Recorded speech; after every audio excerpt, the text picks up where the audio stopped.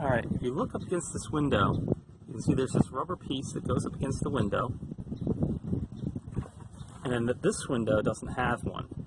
It's actually fallen off. There's supposed to be a piece of rubber over there, and that rubber is actually called the window sweep belt molding. Let me show you the other side of the car. You can see this one already has one. So what we're going to do is we're going to put one on this part of the car. When you're shopping for this part, you may see it advertised as being on the left or the right. Here's an example where it advertises it as the right.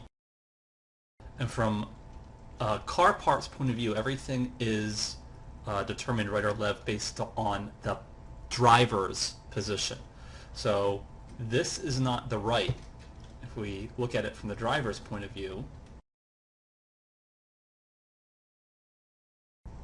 the left is the driver's side and the right is the passenger side. So if you're shopping for this part, make sure if you need one on the driver's side, you get a left, and if you need one on the passenger side, you get a right.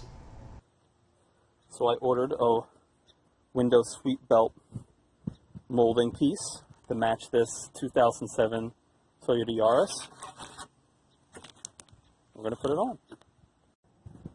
Okay, so one thing I want you to notice is that the glass ends here, but then it's still sort of naked right here.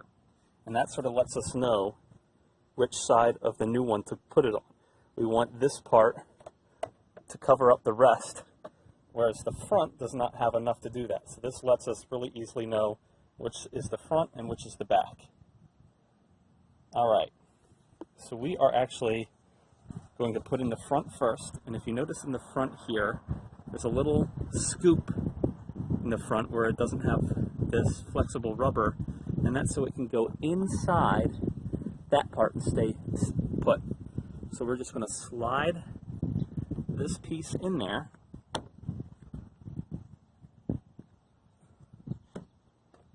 Okay. And then we're going to hook in the back.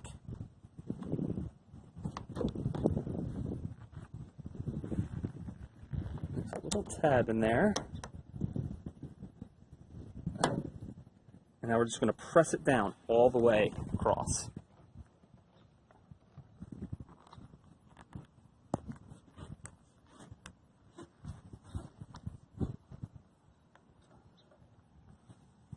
And there. Now we have a brand new window sweep belt molding.